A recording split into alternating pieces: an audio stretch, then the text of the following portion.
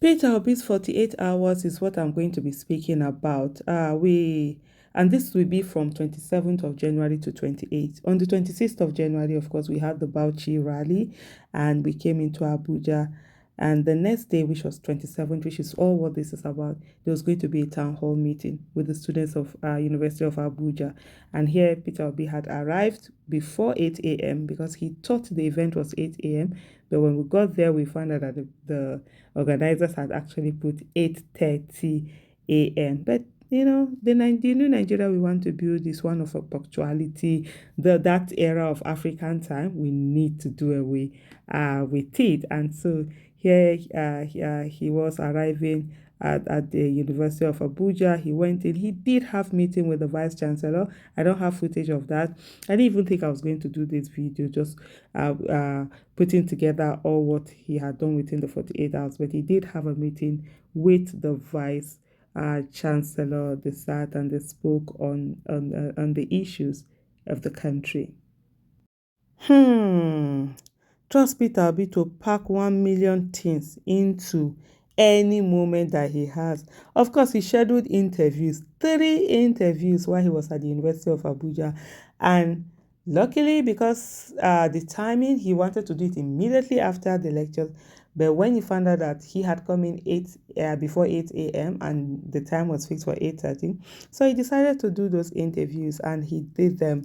This was him, this is one of the interviews. I did a background behind the scene kind of thing on the interview, and he did them here.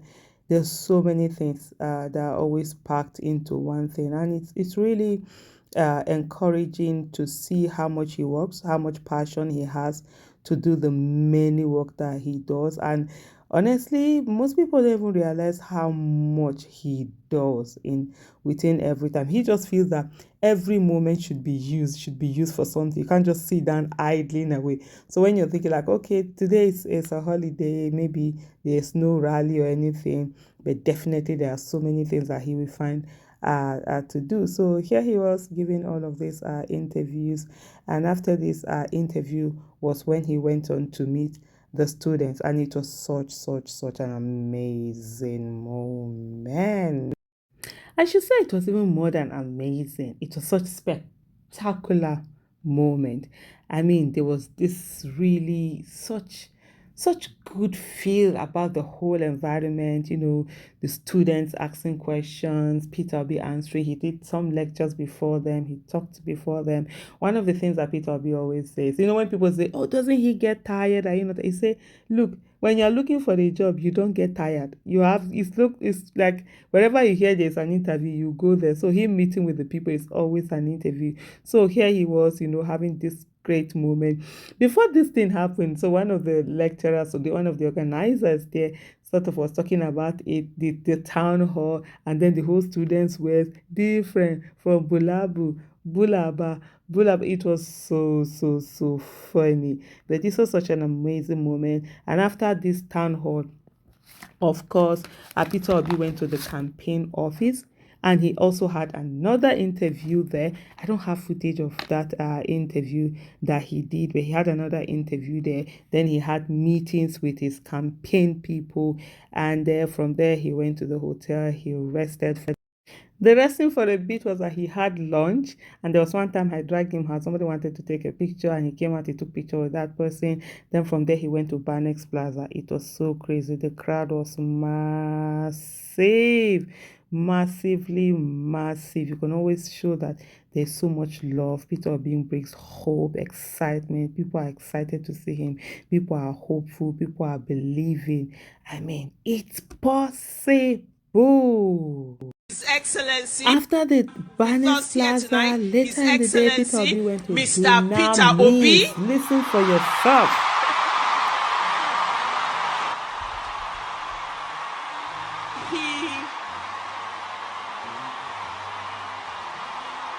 Sir, you may wish to come and take a seat with us in front. He's been hiding in one corner. But we've recognized you now, so please.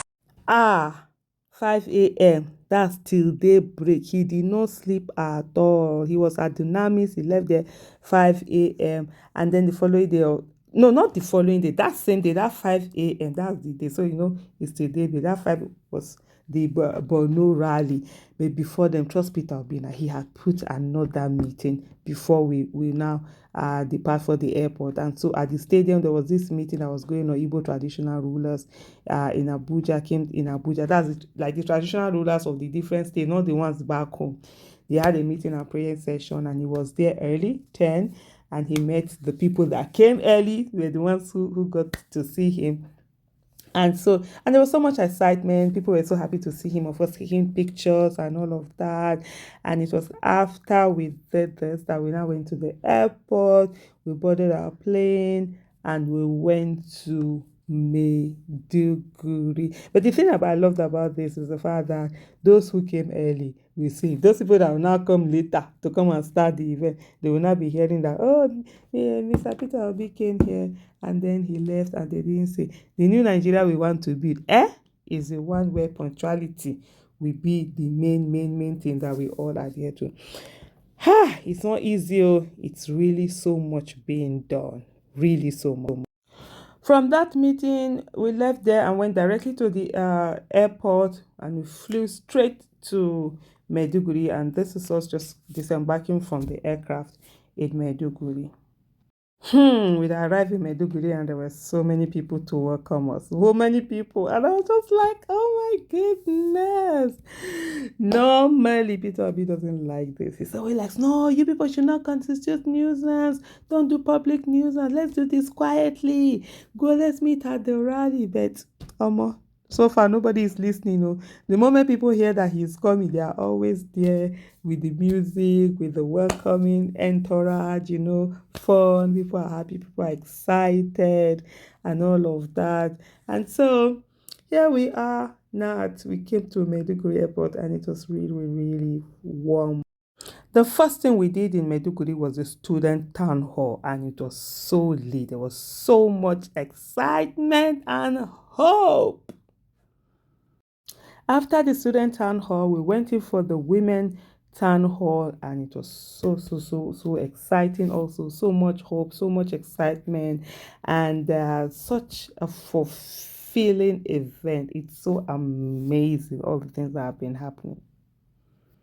The third event was visiting the Shehu of Borno's palace, and we did that. It was such an amazing meeting with the Shehu of Borno's palace. The vice presidential candidate spoke, Peter Obi spoke, the Shehu of Borno also spoke. From Shehu of Borno's office, we went straight to the rally ground. The rally ground was electrifying. It was amazing. Things were so beautiful, and we had an amazing time. And when we were done with the rally, guess what? We flew from there straight to Port Harcourt. And Port Harcourt, there were some meetings that he had to do. No be small thing. There was a closed door meeting that Peter Obi had. And after the closed door meeting, then he went for the South Business Summit. Ha! It's not easy, but it's really exciting, and you don't even feel tired because it's amazing. The South Business Summit was such a success also. We stayed there a while, we spoke, and then from there we left there and we went to Lagos. So on that day we had done Abuja, Maiduguri, Port Harcourt, Lagos. And so we stayed the night in Lagos. First thing in the morning, we came to Abuja, and Peter Obi was going to Enugu where he had some meetings. When we got to Lagos, he was like, oh, I want to go and make a meeting. I said, Oga, go and sleep, rest. One thing I must say with Peter Obi is the fact that he's someone who is very passionate about Nigeria and someone who is very hardworking. He has such high work rate, and a lot of people have asked, like, "Oh, how do you work with him?" I'm like, I'm also like that kind of a person. For me, anything that needs to be done, I put my all in it, and until it's done, I really don't have that time resting or anything like that. So it works perfectly fine with me, and I think We really need someone who cares enough about Nigeria to be able to put in all, and someone who is willing to learn, who is willing to listen, and someone who understands that him being criticized is for him to do better, and he welcomes criticism. As for me, I think he's one candidate that Nigerians should really ensure becomes the president of the Federal Republic of Nigeria. So at least let Nigeria have a leader who really wants to work for the people and not just for his own selfish self. It's possible Peter will be for president 2023.